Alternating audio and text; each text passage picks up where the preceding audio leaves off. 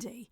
It's not on, is it? It's Yasmin here with you on BBC Three Counties Radio. Welcome along if you have just joined us. And I'm joined in the studio by Watford Mum of Three. It says here, Siddika Jaffer. Hello, Siddika. Hi, Yasmin. Siddika's come up with a website and an app to help Muslims find halal restaurants.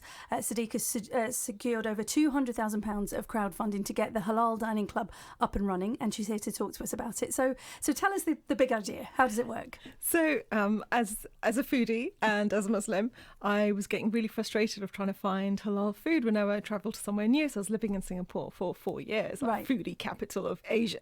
And everywhere you went, you're like, is it halal? Is it not halal? Mm-hmm. And then coupled, with allergies and things like that, I started getting really frustrated about why there wasn't a modern day solution to this massive problem that's shared by 1.6 billion Muslims. Yeah. So that was it. And I thought, nobody's doing it well enough, so I'm going to go out there and do it myself. Wow. Okay. So how does it all work?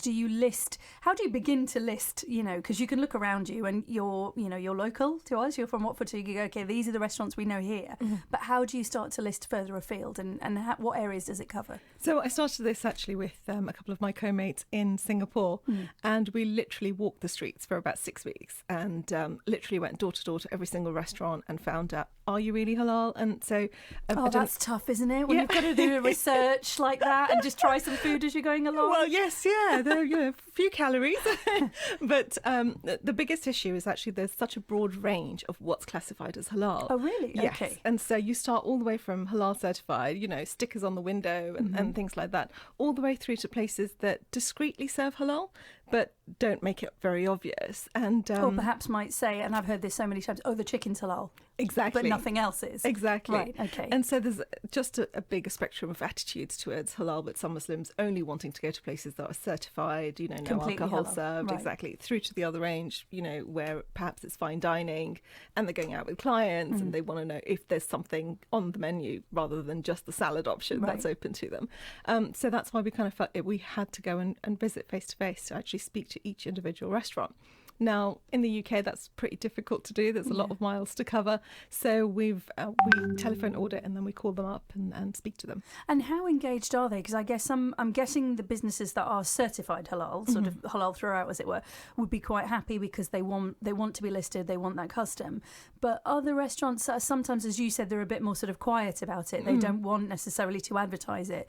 But is that what you found when you spoke to some of them? It's interesting. We've not really had any resistance to being listed, and actually it's free to list unless they want other additional services. So I think they view it as a way to bring in a niche segment that doesn't necessarily know about them. However, when it comes to things like stickers and kind of making it super obvious that this place is halal, maybe they might worry about putting off other clientele. But some, the majority of restaurants that I've spoken to are pretty happy about it. Well, if it's driving more business to them. Exactly. So do you cover, and again, I'm thinking about the difficult research you had to do for this, do you cover, I'm guessing now that halal covers a much broader range of cuisines than it ever has. Yeah, and London's such an amazing place for that. Halal, Argentinian to Brazilian to Peruvian, and it's just absolutely amazing to be, able to try new cuisines that you weren't previously able to. And obviously London's a real sort of hotbed for it, but it's not just. I find, I don't know, you're well travelled, but I find just generally around the UK that the variety of foods that we get of cuisine is really broad anyway. It is, exactly. So you can find something generally now that is halal if you want to in every town. Right, but the difficulty is, how do you find out? So we discovered people spending an average of 90 minutes everywhere they wanted to try something new, and that was halal. It was literally 90 minutes calling up your friends. Word of mouth is still a massive thing. And then hoping the restaurant owner would pick up that it might be halal, and so on. So hopefully now with a couple of clicks you can find what you want. So you have a website and an app? Yes, we do, yeah. Okay, and is it a case of, because I know there are lots of restaurant apps where you just sort of say, well, we fancy like this kind of area and this kind of food, and it filters it for you? Or... Exactly, yeah. Right. So think I about could do this. So think about it as TripAdvisor with a bunch of filters to help you find and narrow down to your... And you do look at the different types of halal? We do, exactly. So that's the additional thing. So it's not only can you filter by cuisine and location, but you can also filter by your halal preference. And I think that's something that's quite unique. Now, this crowdfunding thing is, I always find it fascinating because I see more and more people going down this route, whether they're artists or businesses or what have you. What kind of people supported you? It was actually incredible. We got a whole bunch of people that I'd never heard of, people from Poland, people from Russia, people from Lebanon, and loads of people from the UK as well. So how long did it take to raise that money? Record-breaking time. Wow. In 1 week, we were overfunded. Yes. What? Hang on. What was your target? Our target was 150, and we hit 210 in a week. That's amazing. I'm going to come up. Toby, can we come up with a business idea, please? Because I want to be crowdfunded for something. I love it. That's brilliant. It's incredibly inspiring. So I know you come from a business background, but I also know you've got children. Is it hard, that question that women get? It must be really hard to juggle all of this. Go on. Might as well ask you. Well, I think my consulting days really prepared me to learn to juggle and to be structured. But my kids are absolutely incredible. They've been supportive through my downtimes. They've been doing data entry for me, testing my website until it breaks. I love this. Watford, guys, there's a story here for breakfast. Watford child labour, I think is what we're talking about.